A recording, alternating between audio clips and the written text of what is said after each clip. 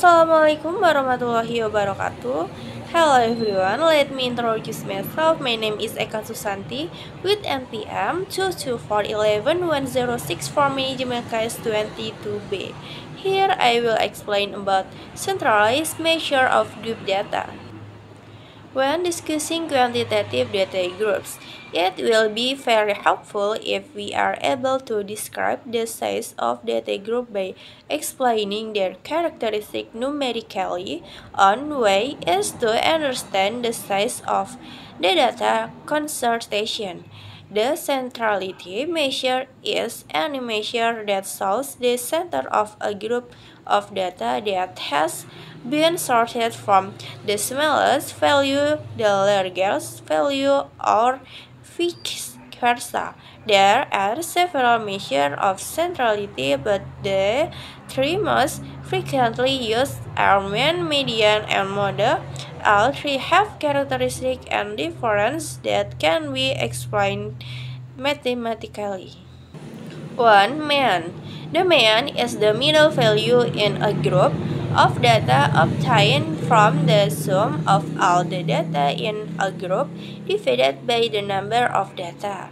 There are two middle values that we usually know, namely the middle value for the population and the middle value for the sample. The middle value is usually also called the mean or average. Mean sama dengan sigma Fi dikali Xi dibagi sigma Fi. Xi sama dengan nilai tengah kelompok data ke I. Fi sama dengan frekuensi kelompok data ke I. 2. Median. The median is a value that is located in the middle of a group of data that has been sorted from smallest to largest value or vice versa. Because a group is divided into two types, namely odd groups and even groups, there are two solutions to determine the median that can be used for this case. Determining the median for odd data sort the data groups from the smallest value to largest value or vice versa. Determine the middle value. The amount of data on the left and right side must be the same so that there is one number right in the middle, which is the median of the data group. Determining the median for even data, sort data groups from smallest to largest value or vice versa. The median of group data can be determined if we already know the median class. Look for a data class that contains middle value data. The median of group data can be determined by median sama dengan TB plus N dibagi 2 dikurang Fkum dibagi Fi dikali K. TB sama dengan tepi bawah kelas median, N adalah banyaknya data, Fkum adalah frekuensi kumulatif sebelum kelas median, Fi sama dengan frekuensi kelas median, dan K adalah panjang kelas. 3. Mode. Mode is one the most frequently used measure of centralization by use the data character that appears most frequently in a group data is the mode that group. Unlike the median, determining the mode does not require sorting groups of data with simply use observation of the data that appears most frequently in the group. Rumus data berkelompok. Pada data berkelompok, modus dapat ditentukan dengan MO sama dengan L ditambah DL dibagi DL plus D2 dikali I.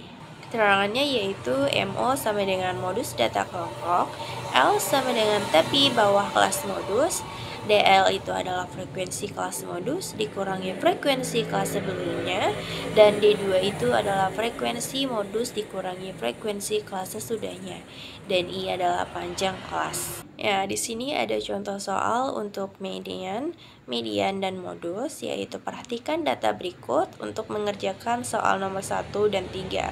Mari kita perhatikan bersama-sama ya. Setelah kita memperhatikan data tersebut, maka kita dapat mencari jawabannya dengan menggunakan rumus-rumus sebelumnya. Pertama, kita akan mencari mean, yaitu kita akan memasukkan nilai-nilainya kepada rumus meannya, yaitu 1929 dibagi 45 sama dengan 42,87. Kedua, kita akan mencari nilai mediannya, yaitu tinggal kita masukkan saja nilai-nilainya kepada rumus median, yaitu median sama dengan TB ditambah N dibagi 2 dikurang F, dibagi FI dikali K. Jadi 31,5 ditambah 45 dibagi 2 dikurang 10 dibagi 15 dan dikali 11. Lalu hasilnya adalah 31,5 ditambah 9,17 dan nilai mediannya menjadi 40,67. Lalu selanjutnya kita akan mencari nilai modusnya, yaitu sama seperti cara sebelumnya. Kita akan memasukkan nilai-nilainya dalam rumus modus. Rumus modus sendiri yaitu MO sama dengan TB ditambah D1 dibagi D1 ditambah D2 dikali K. MO sama dengan 31,5 ditambah 7 dibagi 7 tambah 8 dikali 11. MO sama dengan 31,5 ditambah 5,13. Jadi modusnya adalah 36,63. 4 adalah kuartil. Kuartil atau secara matematis dilambangkan dengan huruf Q, yaitu ukuran pemusatan data yang membagi data menjadi 4 bagian yang sama banyak, yaitu masing-masing sebanyak 1/4N.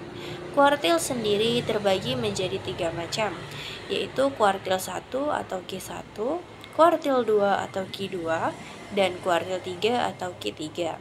Ketiga kuartil inilah yang membagi semua distribusi dari frekuensi data yang akan dihitung menjadi 4 bagian yang sama banyak dan masing-masing sebanyak 1/4N. Kuartil untuk data berkelompok, yaitu biasanya data berkelompok disajikan dalam bentuk tabel distribusi. Berikut adalah rumus untuk mencari kuartil untuk data berkelompok, yaitu Q1 sama dengan TB plus P buka kurung IN per 4 dikurang F dibagi V.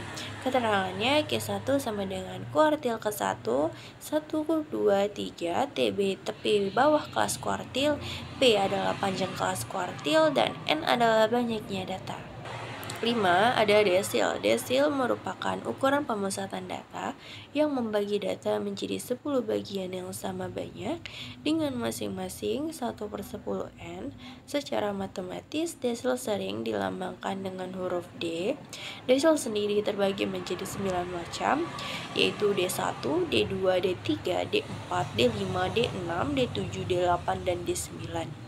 Karena membagi data menjadi 10 bagian yang sama banyak, maka dasar perhitungan desil menggunakan angka persepuluhan. Contohnya, D1 sama dengan 1/10N, D2 2/10N, D3 3/10N, dan seterusnya. Desil untuk data berkelompok. Rumusnya yaitu DI sama dengan TB plus P dalam kurung IN per 10 dikurang F dibagi VF.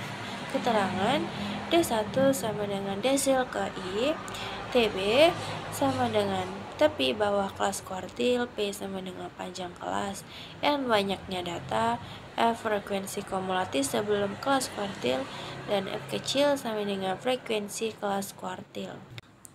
6. Ada persentil. Persentil or mathematically symbolized by the letter P is a measure of data consortation that divides data into 100 equal parts with a gain of 1/100 each, as with quartiles and decile.